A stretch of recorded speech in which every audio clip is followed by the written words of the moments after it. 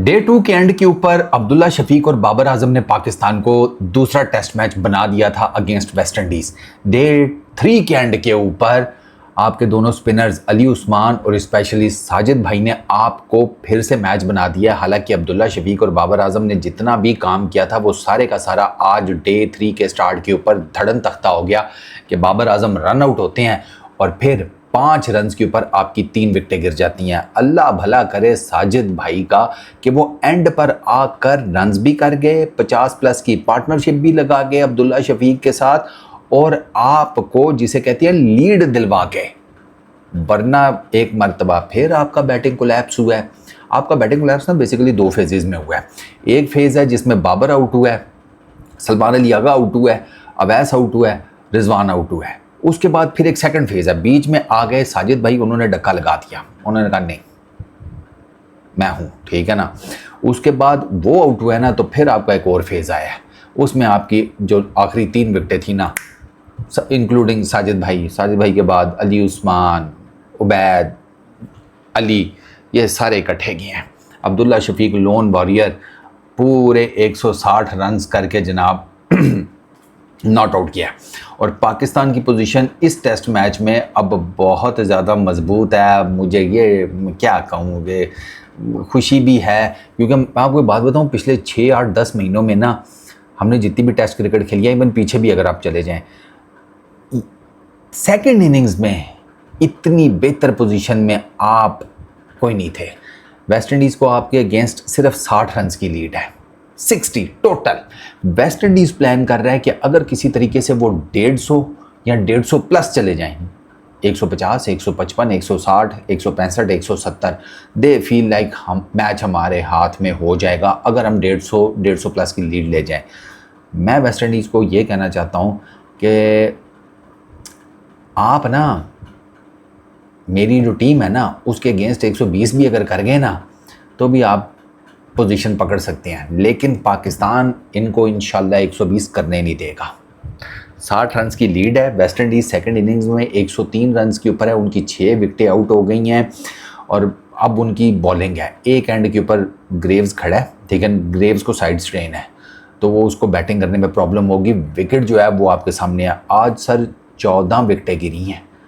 मैं कल आपको क्यों पिट रहा था कि पाकिस्तान को सिर्फ तीसरे दिन बैटिंग करनी है, लगे रहें किसी तरीके से। अभी आप ये देखें, पाकिस्तान को ना 43 रन की लीड थी, ठीक हो गया, राउंड ऑफ करते हैं हम, 40 कर लेते हैं। पाकिस्तान ने 40 रन की लीड ली, वेस्ट इंडीज़ की 60 रन की लीड है।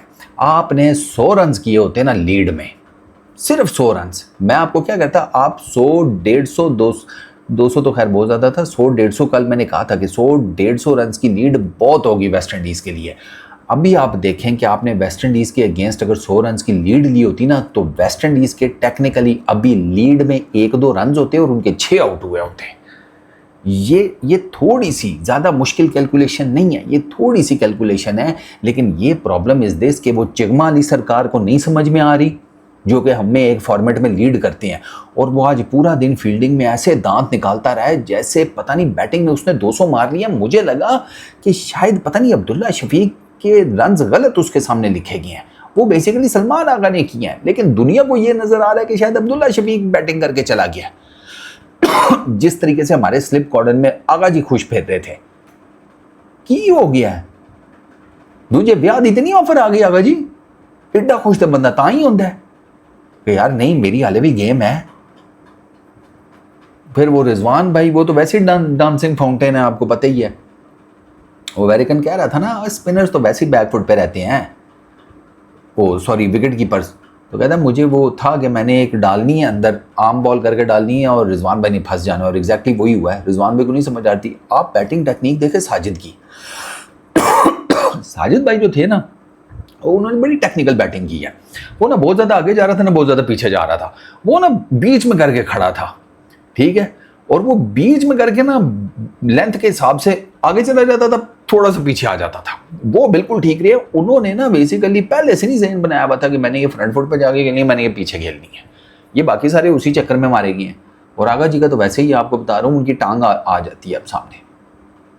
आगा जी वो लाता के कर देते हैं। खैर शुरू से शुरू करते हैं। जब पाकिस्तान आया बैटिंग करने, वहाँ से स्टार्ट करते हैं। अब्दुल्ला शफीक, बाबर आजम आए। There is absolutely no doubt कि वेस्ट इंडीज़ ने मॉर्निंग में, वेस्ट इंडीज़ ने आज बॉलिंग बहुत कमाल की है। कल जितनी उन्होंने फारिग बॉलिंग की थी ना, आज उन्होंने उतनी बेहतरीन बॉलिंग की है।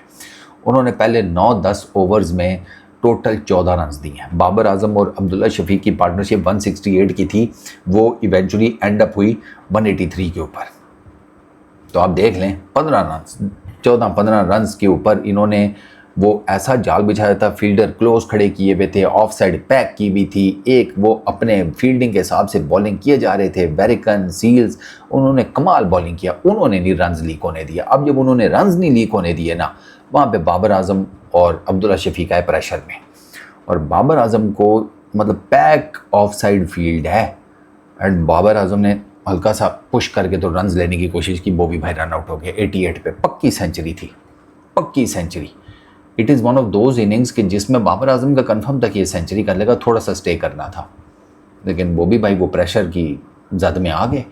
वो एक उन्होंने कॉल ली, वो कॉल बनती नहीं थी, क्योंकि बाबर आजम अगर लेट सपोज अब्दुल्ला शफीक उस रन के लिए निकल भी पड़ता ना, देयर वॉज एब्सोल्युटली नो वे अब्दुल्ला शफीक पहुंच जाता। तो बाबर अगर ये रन कंप्लीट हो जाता तो मतलब एंड चेंज हो जाती, तो अब्दुल्ला शफीक रन आउट था। अब्दुल्ला शफीक ने वापस भेज दिया, बाबर आजम जो है वो रन आउट हो गए। डायरेक्ट हिट लगी थी ब्रेंडन किंग की, दो के वो इंजर्ड भी हो गया ये थ्रो करते हुए, उसको स्ट्रेचर पर बाहर भी ले गए, और अभी तक उसके बारे में कोई कंफर्म नहीं है कि वो बैटिंग कर पाएगा या नहीं। ठीक है, तो ब्रेंडन किंग इसीलिए सेकंड इनिंग में एज एन ओपनर भी नहीं आया था, वो अभी तक इंजर्ड है, तो उसका भी कोई कंफर्म नहीं है। बाबर आजम आउट हुए हैं, देयर इज़ नो डाउट यार। मुझे पता था तीसरा ये टेस्ट मैच जो होते हैं ना, इसमें तीसरा दिन बड़ा क्रूशल होता है, स्पेशली उन पिचेस के ऊपर जो थोड़ी सी ना इस टाइप की विकेट हैं, उन पे तीसरा दिन बहुत क्रूशल होता है। वो तीसरा दिन जो डोमिनेट करता है, मैंने देखा वही टेस्ट मैच जीतता है। और मैंने ये भी देखा है अक्सर बेशतर तीसरे दिन डोमिनेट करने वाली टीम चौथे दिन टेस्ट मैच जीत जाती है। ये भी आप देख, ये कल टेस्ट मैच खत्म है, ये कल टेस्ट मैच खत्म है पहले टेस्ट मैच की तरह। चौथे दिन इसका फैसला हो जाना है कल, एंड इंशाल्लाह पाकिस्तान जीतेगा इंशाल्लाह। अच्छा, तो उनकी बॉलिंग अच्छी थी, उन्होंने फील्ड प्लेसमेंट बहुत अच्छी की हुई थी, लेकिन बाबर आजम को भी तो ये चाहिए था, वो भी लगे रहते टुक्का टुक टुक्का टुक। बाबर आजम का पता है चक्कर क्या है, बाबर आजम ना कई दफ़ा ना वो एक ऐसी मेंटल स्टेज में चले जाती हैं कि जहाँ उनको बाउंड्री ना मिल रही हो, तो वो ना स्टक सा फील करते हैं, वो ना एजी हो जाते हैं, नर्वस से हो जाते हैं। ये मैंने मल्टीपल टाइम्स बाबर आजम का देखा है। कई दफ़ा वो निकल भी आती हैं उस स्टेज से, निकल आते हैं, और उसमें ना वो निकलते हैं सिंगल डबल्स अगर वो रेगुलर लेने शुरू कर दें।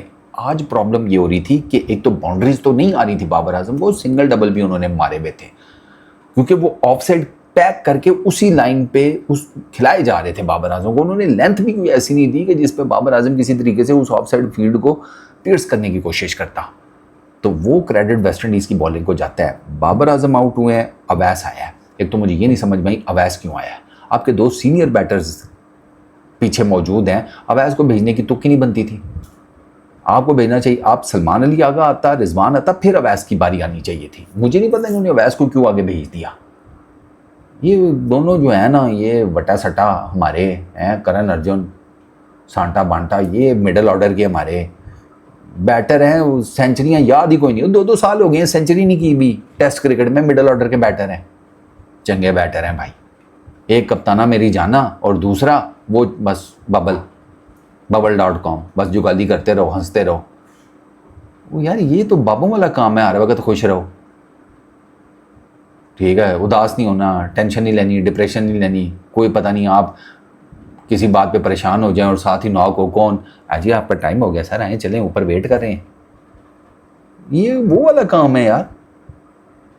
वो कुछ किया नहीं है बंदा, कम से कम कुछ थोड़ा ज़रा चेहरे से ही बता दिया करें। वो साजिद खान के मार रहे हैं सर पे थपकियाँ, अगर जी ताड़ी टेंड करके मारा तानू किस लगेगा। ओ यार आगा जी खुदा देना यार, T20 छोड़ दो यार। बाबर आजम आउट हुआ है, ठीक है, अवैस आया, इनएक्सपीरियंस था, उसने शो कर दिया। वो वेरिकन को मारने गया, वो लेंथ रीड ही नहीं कर सका, वो पिच ऑफ द बॉल गया ही नहीं। बॉल उसके बैट और पैड के बीच में से निकल के उसकी स्टंप उड़ा दी, लेग स्टंप। वो आउट हुआ है। आगा जी आए हैं। शमार जोसेफ ने हल्का सा गेंद अंदर लेकर आया with pace, the usual stuff. Agha ji की टांग आगे थी, बैट बाद में आकर लगा, और बैट भी आकर टांग पे लगा, गेंद पे लगता फिर भी बंदा कहता है। आगा जी ना फुटबॉल खेल रही है, उनको लग रहा है कि अगर मैं पैड लात मार के गेंद को रोक लूँगा या कहीं किसी गैप में डाल दूंगा, मैं रन ले सकता हूँ। वो कोई अपनी ही दिमाग में गेम ईजाद करके बैठे हुए हैं जिसमें वो लाते मार मार के गेंद फेंक रहे हैं आगे पीछे, और उनको लगता है कि ये रन्स मिल रहे हैं। आगा जी के वो रिव्यू नहीं दिया, इतना प्लम्ब आउट था, 0। आप कहते हैं मिडिल ऑर्डर का सबसे बेहतरीन बैट्समैन, मिडिल ऑर्डर का सबसे बेहतरीन बैट्समैन था, पिछले 2 सालों में फारग हो गए हैं ये भी। 2024 से ऑनवर्ड जाके परफॉर्मेंसेज देख लें आगा जी की। ये वो टेन्योर है जिसमें उनको T20 की कप्तानी मिली थी, 50 मैच मंड दिए उन्होंने 15 महीनों में, 50+ बल्कि। तो सारी एनर्जी तो उन्होंने T20 पे लगा दी, उधर भी कुछ नहीं किया। वो एनर्जी वही थी, अबू मैंने जहाज़ बना लिया, बाप खुश हो भैंस की आंख, मेरा बेटा मतलब एरोनॉटिकल इंजीनियर जहाज़ बना गया, दिखाओ। वो अगला कागज़ का दिखा रहा है, ये देखें पापा ने मारा एक ऐसा लाफा, जाके सोफे पे पड़ा, पायलट भी और उसका जहाज़ भी। ये सारी ये इस तरह की एनर्जी है आगा जी की T20 में, आपके सामने ही है। अच्छा वो गए, रिजवान भाई आए। अच्छा जी, रिजवान भाई ने हल्के फुल्के से जनाब थोड़ी ज़रा मौसीकी छेड़ी, 18 उन्होंने रन्स किए और ठीक खेल रहे थे, लेकिन वो वेरिकन की मुझे डर था, क्योंकि ये पहली दफ़ा नहीं है सर। रिजवान भाई ये भी स्पिनर्स के अगेंस्ट फंसते हैं, इनका प्रॉब्लम ये है कि वो जैसे वेरिकन ने आफ्टर पोस्ट मैच कहा है कि विकेट कीपर है, ज़्यादातर दुनिया के विकेट कीपर जो हैं वो बैकफुट पे ही खेलने को पसंद करते हैं। तो मुझे पता था ये बैकफुट पे खेलेगा, मैंने इसको पहले ज़रा मुंह के आगे से बाहर निकाल दी है, ठीक है, फिर वहीं से मैंने इसको आर्म बॉल फेंका है, लाइन मैंने वही रखी है, लेंथ मैंने थोड़ी सी पीछे खींच ली। अब रिजवान भाई को लगा कि गेंद पड़ के बाहर जाएगा, वो थी आर्म बॉल। रिजवान भाई के टांगे जो हैं वो लेग स्टंप से बाहर थी, वो आगे बल्ला आगे करके या किस्मत या नसीब उन्होंने खेलने की कोशिश की, नहीं हुआ, डंडा निकल गया। उसके बाद जा रहे थे खैया करते हुए, मैं कहा सही है, मिडिल ऑर्डर की बैटिंग का हाल देखो, ना स्पिनर खेले जाते हैं ना फास्ट बॉलर्स खेले जाते हैं। अच्छा रिजवान भाई भी चले गए, वो तो अल्लाह भला करे साजिद आ गया, उसने 30 रन किए, 72 बॉल्स खेली हैं साजिद खान ने। 59 रन की आई गेस उनकी पार्टनरशिप, हाँ 59 रन की पार्टनरशिप लगाई है अब्दुल्ला शफीक के साथ 126 बॉल्स के ऊपर। वो अब्दुल्ला शफीक की तरफ तो वो बेचारा तो वो एक उधर लगा हुआ है एक हैंड के ऊपर, वो फंसा हुआ था, वो उसको समझ ही नहीं आ रही थी कि ये चल क्या रहा है। उसके मेन रन तो साजिद के साथ आए हैं, अब्दुल्ला शफीक के, बाकी किसी के साथ तो भाई वो कोई उसके साथ ठहरता तो तब है ना। अब जैसे बाबर आजम के साथ थोड़े बहुत रन वो तो चलो ठीक है, उसके बाद अब्दुल्ला शफीक ने मेन, अब जैसे पार्टनरशिप्स में मैं बता रहा हूँ, रिजवान के साथ जो 25 रन की पार्टनरशिप है उसमें 7 रन अब्दुल्ला शफीक के हैं, इसमें 27 रन की पार्टनरशिप 27 रन अब्दुल्ला शफीक के थे, 30 रन साजिद खान के थे। साजिद भाई अच्छा खेल रहे थे, लेकिन at the end of the day हैं तो वो बॉलर ही, मेंटालिटी तो उनकी बॉलर वाली है ना। अच्छा खासा खेल रहे थे वो, उन्होंने बड़ा तंग करके रखा हुआ था। उनकी बैटिंग टेक्निक मुझे बहुत पसंद आई, स्पेशली अगेंस्ट वेरिकन। उन्होंने वेरिकन को ना आइडिया नहीं होने दिया कि उनका फ्रंट फुट ज़्यादा स्ट्रांग है या बैक फुट, वो बीच में झुंझलाते रहते थे ऐसे यूं करके ना। तो वो वेरिकन को ना समझ नहीं आ रही थी कि मैं इसको आगे गेंद करूं, मैं इसको थोड़ा पीछे रखूं, क्योंकि वो आगे गेंद करता था साजिद भाई टक, ठीक है, वो थोड़ी पीछे रखता था साजिद भाई चलो। ऊपर से उन्होंने डिफेंस भी बड़ा ज़बरदस्त रखा। वेरिकन साजिद भाई को नहीं तंग कर सका है सच, साजिद भाई ने उसको बड़ा ठीक मैनेज किया था। ये तो वो सील्स आया, सील्स ने वे आउटसाइड दी ऑफ स्टंप गेंद फेंकी, फिर साजिद भाई लपक लिए 8वीं 9वीं 10वीं स्टंप के ऊपर, हालांकि छोड़ने वाला बॉल था, क्लियर कट छोड़ने वाला बॉल था, लेकिन वही मैंने आपको बताया ना, वो बॉलर मेंटालिटी है, बैटर तो है नहीं, उनको उनसे क्या मैं गिला शिकवा करूँ। उनके तो 30 रन और ये ऑलमोस्ट 60 रन की पार्टनरशिप जो है उसने हमें बचा लिया कि हम लीड देने में कामयाब हो गए, वरना हम एट दी एंड हम वो जो वेस्ट इंडीज़ है उन्होंने हमारे अगेंस्ट लीड ले जानी थी। फिर ये तो साजिद भाई की मरूने मेहनत, हम 3 जिसे कहते हैं 80 समथिंग 387 स्कोर करके, ये इट इज़ टोटली ये साजिद भाई की मरूने मेहनत है। उसके बाद अली उस्मान आया, साजिद भाई के लेवल तक तो ठीक था, लेकिन जब अली उस्मान आया ना, आई थॉट कि अब्दुल्ला शफीक को ना उसको ज़्यादा स्ट्राइक नहीं देनी चाहिए थी, वो दी है उसने अब्दुल्ला शफीक से। ये गलती बाबर आजम से हुई है टेल के साथ बैटिंग करते हुए, बाबर आजम टेल को एक्सपोज करके, ये गलती अब्दुल्ला शफीक से आज हुई है। उसने अली उस्मान को मतलब उसने वेरिकन के ओवर में ना दूसरी गेंद पे ले लिया सिंगल। अली उस्मान दूसरी गेंद पे कि पहली गेंद पे कुछ इस तरह करके सिंगल लिया, ठीक है। अली उस्मान आया, अली उस्मान ने आते साथ ही चढ़ा दी। मैं तो अली उस्मान का शॉट देख के हैरान परेशान था। मैं कहा तू किधर छक्का मारने लगा? कवर्स के ऊपर से, वो कवर के ऊपर से छक्का मारने चला गया निकल के। मैं कहा बल्ले हो तेरे, मतलब यार इतनी कॉमन सेंस तो होनी चाहिए यार कि मैच फंसा हुआ है, तू भाई सिंगल निकाल, तू नहीं तो टोक कर दे। चलो उससे गलती हो गई है, उसने जल्दी अगर लेट सपोज तुम्हें पकड़ा दिया है कि यार चल भाई तू खेल ले ओवर, तो यार चौधरी तू थोड़ा सा वेट कर जा। अली उस्मान साहब ने जनाब तीसरी गेंद के ऊपर निकल कर छक्का मारने की कोशिश की है,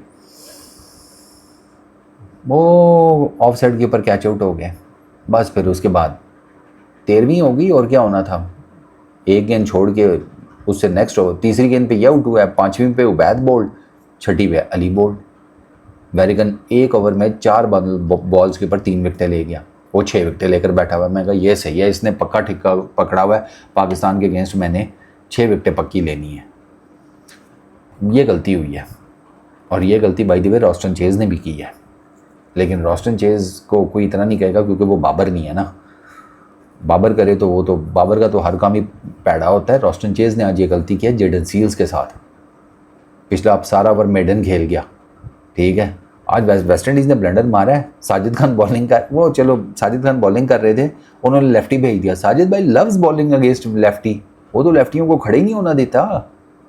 वो इन्होंने गलती कर दी, इन्होंने भेज दिया उसको जेडन सील्स को। साजिद भाई खा गया उसे, और ऊपर से गलती ये कि एक तो लेफ्ट हैंडर को भेज दिया, क्योंकि आई थॉट ये नाइट वॉचमैन भेजेंगे किमार रूच को, ये किमार रूच को भेजते समझ में आता, क्योंकि वो तो आपको पता है वो तो पी जाता है 50-60 गेंदे आराम से।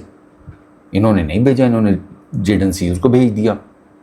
अच्छा जेडन सील्स को, अब चलो तुमने अगर किमार रूच को सेव करना है तुम वेरिकन को भेज दो, लेकिन वो इन्होंने पता नहीं क्या, वो वेरिकन भी कह रहा था पता नहीं उनका कोई डिसीजन था, मैं तो वहाँ था नहीं। वो भी ना चुप चपीते से ना बस कह रहा था कि मुझे नहीं पता, वो बेहतर जानते हैं, बॉलिंग कोच बैटिंग कोच वो मैनेजमेंट वो सारे, वो बोलना भी नहीं चाह रहा था कि ये इन्होंने मारी तो चवल ही थी। और आगे वो कह रहा था मैं रेडी था, उसने कहा कहता मैं पैड किए हुए थे, किमार रोच ने पैड किए हुए थे, लेकिन कहता उन्होंने जेडन सील्स को भेज दिया, और जेडन सील्स को तो फिर ले गए। रॉस्टन चेज ने उसको अली उस्मान के उस ओवर में सिंगल लेना चाहिए था लास्ट बॉल के ऊपर, सेकंड लास्ट बॉल के ऊपर, उसने नहीं लिया। वो फिर साजिद भाई के टार चढ़ गया जेडन सील्स, साजिद भाई पी गए उसको। खैर वो तो आगे की बात है। तो पाकिस्तान ने 387 किए। पाकिस्तान सीरियसली यार 61 रन और कर लेता ना, 101 रन की लीड ले जाता ना पाकिस्तान, ये मैच 90% पाकिस्तान की जेब में होता। अभी आई वुड से कि ये मैच पाकिस्तान की जेब में है अराउंड 60%। 60 रन की उनकी लीड है। पाकिस्तान की जिस किस्म की बैटिंग है, जिस किस्म के सेकंड इनिंग्स में हम कोलैप्सेस देखते हैं, तो मैं कुछ ज़्यादा उसमें नहीं हूँ, मैं 60% ही ज़्यादा दूंगा। Warrican 6 wickets, 2 wicket Shamar Joseph, 1 wicket Jayden Seales. आ जाएँ जनाब वेस्ट इंडीज़ की सेकंड इनिंग्स में। अब 43 रन्स की आपकी लीड थी, 43-44। पाकिस्तान की बॉलिंग फिर नए गेंद के साथ पेसर्स की अच्छी नहीं थी क्योंकि ये जो लीड है उन्होंने 10 ओवर्स में निपटा दी थी। इसका मतलब यह है कि वो फिर गए हैं 4+ रन्स के ओवर से, क्योंकि हमने बॉलिंग गंदी की है। अली की बॉलिंग नहीं मज़े की थी with the new ball. Ubaid की ठीक थी, अली भाई की ज़्यादा बुरी थी।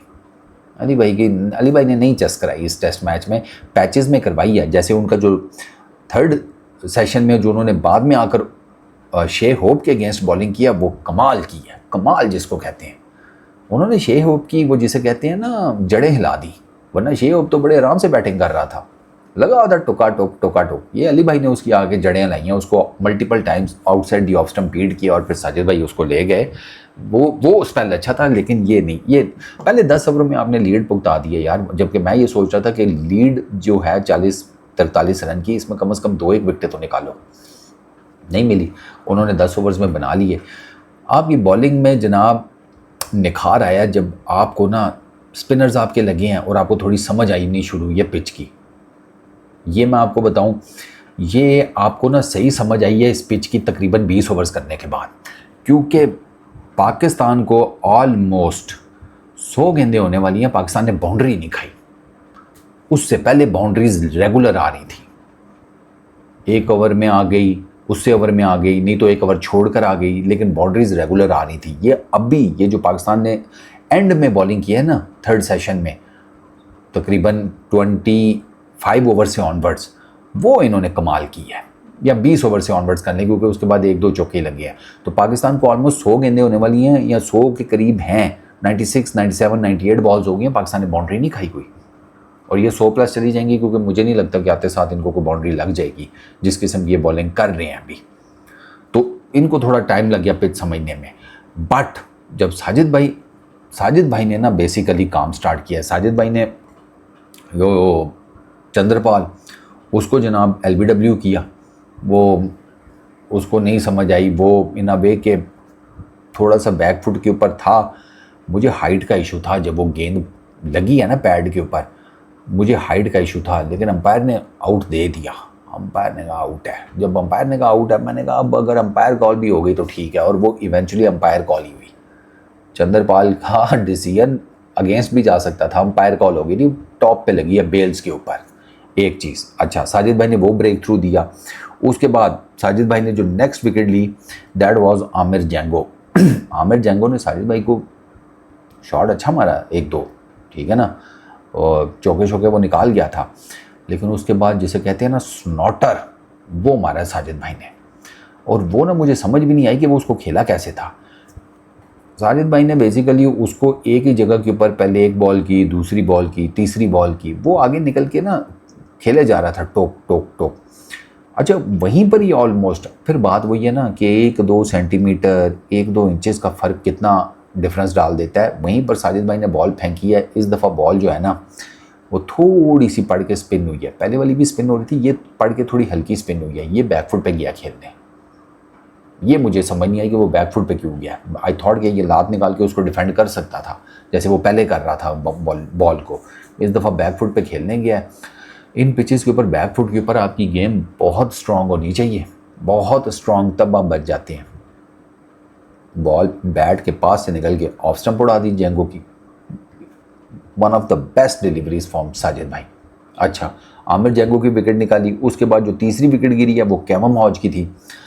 ये तो मतलब इन अ वे के केवम हॉज LBW हुआ है अली उस्मान की गेंद के ऊपर। बाबर आजम रिव्यू लेने को तैयार नहीं था, अंपायर ने नॉट आउट दिया था, जो फ्रंट अंपायर था उसने नॉट आउट दिया था। तो Babar Azam was not that sure, Babar Azam लेना नहीं चाहता था रिव्यू इसका केवम हॉज का। अली उस्मान पक्का था, उसको था ये आउट है। और ये मुश्किल होता है भाई कि अंपायर ने नॉट आउट दिया है, अब आप इतने श्योर हों कि आप कहें अपने कप्तान को कि मैं श्योर हूँ ये आउट है, और कप्तान फिर रिव्यू ले ले। रिव्यू ज़ाया भी हो सकता है, लेकिन अली उस्मान ने मना लिया बाबर आजम को, बाबर आजम ने रिव्यू ले लिया, वो विकेट निकल आई, लेग स्टंप पे हिट हो रही थी। ये बड़ी लकी विकेट मिली है, वरना अगर बाबर आजम कहता नहीं यार रहने दे, लेग स्टंप पे जा रही है फलाना टिमकाना, तो ये विकेट आपके हाथ से चली जानी थी। तो यहाँ पर क्रेडिट अली उस्मान को जाता है कि उसने मनाया बाबर आजम को कि भाई साहब ये विकेट है, ले लें रिव्यू। वो बॉलर को पता होता है, ठीक है ना। वो विकेट कीपिंग ज़रा मुश्किल होती है ऐसी विकेट्स के ऊपर, क्योंकि आप बॉल लेग स्टंप पे पड़ी है, आप श्योर नहीं है कि स्पिन हो के बाहर को निकल आए तो मैं लेग स्टंप पे जाऊँ तो गेंद उधर से जा रही हो। तो इसलिए रिजवान का भी इतना वो वर्डिक्ट इंपॉर्टेंट नहीं था, अली उस्मान का था। तीसरी विकेट पाकिस्तान ने ये पकड़ी। अच्छा, उसके बाद जो चौथी विकेट है वो जनाब शेओप की थी। अच्छा, शेओप को मैंने आपको बताया उसको अली ने डिस्टर्ब किया, वरना वो सही बैटिंग कर रहा था, वो लगा हुआ था। शेओप ने सर वो जिसे कहते हैं 15 रन्स किए, 63 बॉल्स खेली हैं, 63 बॉल्स। और रोस्टन चेज ने 45 बॉल्स खेली हैं। ये दोनों लगे हुए थे टोका ठोक कटोका ठोक कटोका ठोक। मैं कहा ये कैसे जाएंगे, लेकिन वो साजिद भाई ने मारा एक तेज़ ऑफ स्पिनर, वो उठा ही नहीं। अब वो उठा नहीं, वो तेज़ था, वो पैड पे लगा, प्लम LBW, नो रिव्यू, नहीं लिया रिव्यू, पता था प्लम LBW है। और ये जो रोस्टन चेज की विकेट है, उसके बाद बाय द वे शेहोप के बाद जेडन सील्स, वो नाइट वॉचमैन आया था, जिसका मैं आपको बता रहा हूँ कि वो गलत डिसीजन लिया वेस्ट इंडीज़ ने। इनको किसी राइट हैंडर को भेजना चाहिए था, क्योंकि साजिद भाई जो हैं वो लेफ़्ट हैंडर्स को वो खा पी जाता है। इनको इनको पता होना चाहिए था द वे उन्होंने चंद्रपाल को आउट किया है, जेंगो को आउट किया है, ये दोनों लेफ्ट हैंडर्स हैं, ठीक है। इन्होंने कहा कि नहीं, ये दोबारा चले गए लेफ्ट हैंडर के साथ, जेडन सील्स को भेजा, उसने टोटल 2 बॉलें खेली हैं साजिद भाई की LBW। साजिद भाई ने पहली बॉल खेलने के बाद उसको मैंने सुनाई भी हैं, सुनाई है उसको, उसके चेहरे के एक्सप्रेशन बता रहे थे, बोला वो कुछ नहीं, सुनाई थी उसको, तो डिस्टर्ब किया था उसको मेंटली। प्लम LBW उसको कर दिया। ये जो रॉस्टन चेज की विकेट है ये जाती है बाबर आजम को। वेस्ट इंडीज़ के कमेंटेटर्स बाबर आजम को क्रेडिट दे रहे थे इस विकेट का कि ये बाबर आजम ने बड़ी ज़बरदस्त फील्ड सेट किया है। तो अली उस्मान के साथ उसने ऑपरेट किया, फाइनल ओवर था डे का, ठीक है ना, वो फाइनल ओवर में आउट हुआ डे के, पैक ऑफ साइड की है, ठीक है। अब अली उस्मान राइट हैंडर के मुंह के आगे से गेंद बाहर निकाल रहा है क्योंकि वो लेफ्ट आर्म ऑर्थोडॉक्स है। इनका प्लान ये था कि भाई ठीक है अगर तूने मारनी है, क्योंकि रॉस्टन चेज ना अली उस्मान के इन पर्टिकुलर डिफेंड करने को कुछ ज़्यादा पसंद नहीं कर रहा था। उसका यही था कि किस तरीके से ना लंबा खेलूँ, थोड़ा ड्राइव करके ना सिंगल ले लूँ, थोड़ा लंबा निकालूँ, क्योंकि अब उसे ये तो था नहीं कि नाइट वॉचमैन तो चला गया आउट होके, तो अब बैटर ही है ग्रेव्स मेरे साथ, तो कोई नहीं ये कर लेगा मैनेज, तो वो ना लंबा खेलने के चक्करों में था। तो इन्होंने ना लेग साइड पे उसको खाली दी कि ठीक है तू लेग साइड पे ड्राइव कर ले, ऑफ साइड तो पैक है, ऑफ साइड पे तो तुझे ड्राइव करके कुछ मिलेगा नहीं, ठीक है ना। यानी कि विद द स्पिन आपको यूं आ रही है तो तू यूं करके अगर जाएगा वो तो तुझे नहीं मिलने वाला, ठीक है। तो तुझे ना अगेंस्ट द स्पिन ड्राइव करनी पड़ेगी। ये जिसे कहते हैं, इन्होंने ना वो जो प्लान बनाया था ना बाबर आजम ने, वो उसका काम कर गया। रॉस्टन चेज मारने गया ड्राइव, वो पक्का लगा नहीं, उसने सीधा हाथ में पकड़ा दिया अली उस्मान के कैच। तो ये wicket as per western Indians commentators ये बाबर आजम की विकेट है, रॉस्टन चेज की, वेस्ट इंडीज़ के कैप्टन की। क्रेडिट कोई बाबर आजम को नहीं देगा, आई नो नहीं देगा, मुझे पता है ना, लेकिन हम तो देंगे भाई। जहाँ हम लोग वो हैं कि मैं ये कहता हूँ कि अगर बाबर आजम से गलती हुई है आप उसको कहें, क्रिटिसाइज़ करें कि सरकार ये आपसे गलती हुई है, वैसे मैं करता हूँ, लेकिन जहाँ बाबर आजम की चीज़ ठीक है वहाँ पर उसको क्रेडिट भी मिलना चाहिए। ये विकेट बाबर आजम की है, रॉस्टन चेज की, और ये मैं नहीं कह रहा, ये वेस्ट इंडीज़ के कमेंटेटर्स कह रहे थे कि ये विकेट बाबर आजम की है, उसने बहुत ज़बरदस्त प्लान बनाकर आउट किया है रॉस्टन चेज को। तो अब 6 विकेटें गिरी हैं, 4 साजिद भाई ने ली हैं 12 ओवरों में 32 रन देकर, 16.5 ओवर्स 29 रन 2 विकेट्स, ये आपकी विकेट्स ली हैं अली उस्मान ने। तो जो पार्टनरशिप्स हैं 40 रन की इनकी ओपनिंग पार्टनरशिप थी वेस्ट इंडीज़ की, ठीक है। उसके बाद 22 रन की हॉज और जेंगो की, फिर 25 रन की चेज और होप की। तो अब आई थिंक सो मेरा ख्याल है कि पाकिस्तान को पकड़ लेना चाहिए, क्योंकि अब इनके पास पीछे बैटर में ब्रैंडन किंग तो अभी कंफर्म नहीं है बैटिंग करेगा नहीं, किमार रूच है, शिमार जोसेफ है, वेरिकन है। अगर चलो ब्रैंडन किंग आ भी जाता है तो ठीक है, अनफिट ही होगा, इतना मसला होना नहीं चाहिए, चौथे दिन की पिच होगी, आते साथ 60 रन की लीड है, सर इनको नबेड़ दें। ये 60 में 60 और बना गए ना, मसला रन्स का नहीं होता, मसला हमारी टीम डाउन हो जाती है, एकदम डीमोटिवेटेड। इनको लगता है कि ओ यार अब मैच, ये स्कोर बनाने के लिए जाते नहीं है, ये उससे पहले ही हार चुके होते हैं। हमारी टीम का ये प्रॉब्लम है, ये मेंटली इतने स्ट्रांग नहीं है, और ऊपर से आपके 3 बैटर्स तो हैं ही नल्ले, इमाम, सलमान अली आगा, रिजवान, क्या कर रहे हैं आपके सामने हैं, नल्ले हैं तो नल्ला कहूँगा ना, सीधी सी बात है। रन्स करेंगे तो तारीफ़ कर देंगे, जब अच्छा करेंगे तो तारीफ़ कर देंगे, अब नहीं अच्छा करे तो कहाँ से तारीफ़ करूँ, कि वो कह दूँ कि जी हाँ इनका दादा 1857 की जंग आज़ादी लड़ा था, वो तो मेरा भी परदादा दादा कुछ कर ही रहा होगा उस जंग में, अब उसके क्या मेडल पहनाऊँ अपने आप को। साफ सी बात है ना, परफॉर्म करो, मैं आपकी तारीफ़ कर दूंगा। अभी साजिद भाई ने आउटस्टैंडिंग बॉलिंग की है, 8 विकेटें लेकर बैठे हुए हैं वो इस मैच में, वो तारीफ़ बनती है भाई उस बंदे की। 4 विकेटें उसने पहली इनिंग में ली हैं, 4 वो भी सेकंड इनिंग में ले चुका है, फाइफर वो ले जाएगा इंशाल्लाह, फाइफर से ज़्यादा ही लेंगे। I am pretty much sure कि ये जो बाकी 4 विकेटें हैं ये देखिएगा अली उस्मान और साजिद भाई क्लियर करेंगे। तो तारीफ़ करेंगे दोनों की यार, कुछ करेंगे तो तारीफ़ करेंगे ना। का वो जिसे कहते हैं इनकी तरफ से हमारा कोई वजीफ़ा तो लगा नहीं हुआ कि हम इनको एमी फूलों के हार पहनाता रहूँ, मेरे से तो नहीं होता। वो होंगे आगा जी किसी के डार्लिंग, होंगे कप्ताना मेरी जाना किसी के डार्लिंग, होंगे इमामुल हक साहब किसी के डार्लिंग, मेरे तो नहीं हैं। मेरे डार्लिंग अब तब जब बनेंगे जब आप पाकिस्तान को मैच जितवाएंगे, या परफॉर्म तो कम से कम करें, पर रन ही कर लो। चलो हार जीत तो बाद की बात है, मिल मिला के कुछ करके जीत लिया करो। ये वेस्ट इंडीज़ आपसे मिल मिला के पहला टेस्ट मैच जीता है। कौन सी स्टैंड आउट परफॉर्मेंस थी? ठीक है, फाइफर शाइफर अपनी जगह के ऊपर, लेकिन वो आपके बैटिंग फेलियर्स हैं। अगर आप ओवरऑल मैच के कॉन्टेक्स्ट में देखें तो वो उनकी टीम एफर्ट आपको नज़र आएगी, आपकी नहीं है। अब्दुल्ला शफीक 160 रन के ऊपर नॉट आउट, आउटस्टैंडिंग, उसकी जितनी तारीफ़ की जाए कम है। बहुत टॉप नॉच खेला है वो यार, बहुत टॉप नॉच। वो ज़्यादा रन कर सकता था अगर उसके साथ कोई टिक जाता बैटर, उसके साथ टिके नहीं है। प्रॉब्लम ये हुई है, अब्दुल्ला शफीक के साथ कोई टिका नहीं है, वरना मैं आपको बताऊं अब्दुल्ला शफीक कुछ ना कुछ कर जाता। मुझे पूरी उम्मीद थी उससे वो कि वो डबल सेंचुरी, एक और 50 रन की कोई पार्टनरशिप आ जाती, अब्दुल्ला शफीक की डबल सेंचुरी आपको देखने को मिल जाती। 50+ रन की कोई एक पार्टनरशिप आ जाती, इसने कर जाना था। इतनी 150 जो कंप्लीट किया, वो छक्का देखा था उसका, इस पिच के ऊपर भी अगला निकल निकल के मार रहा था। तो खैर पाकिस्तान के पास बहुत जिसे कहते हैं गोल्डन चांस है ये मैच जीतने का। 60 रन की लीड है, 4 विकेटें टोटल। अब उनसे मार धाड़ खाना बनता नहीं है, मुकाएं इनको। इनमें से खब्बा कौन कौन है वैसे? शिमार जोसेफ एक खब्बा है ना, हाँ, ये बाकी सारे हैं भी राइटी। चलो कोई बात नहीं, अली उस्मान है ना, शिमार जोसेफ को साजिद भाई पकड़ लेंगे, बाकियों को अली उस्मान पकड़ लेगा, हो जाएगा। I am pretty much sure. क्या इंशाल्लाह मज़ा आए, दोनों हमारे बॉलर्स फाइफर लेकर जाएं, दोनों स्पिनर्स। मज़ा तो तब आए ना फाइफर्स में भी सीरीज़ में हमारा नाम आए लड़कों का कि भाई किया है, ठीक है ना, पहले है लेकिन स्टिल इस सीरीज़ की अगर मैं बात कर रहा हूँ तो ये दोनों करें। बाकी अब कल देखो, कल इस टेस्ट मैच का फैसला हो जाएगा, ये मैं आपको बता दूँ। ये 5वें दिन पर नहीं जाता टेस्ट मैच। कल इस मैच का डे 4 जो है वो इस टेस्ट मैच का लास्ट डे होगा।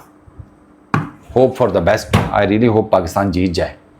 आज बॉलिंग कमाल की है, फील्डिंग बहुत अच्छी की है। आप फील्डिंग पाकिस्तान ने अच्छी की आज, काफ़ी अच्छे शॉट्स जो हैं वो रोक लिए थे। जो गैप में गए वो तो नहीं रुक सकते थे, लेकिन ओवरऑल पाकिस्तान की फील्डिंग अच्छी थी यार। तो बाकी अब कल देखो डे 4 पे क्या बनता है।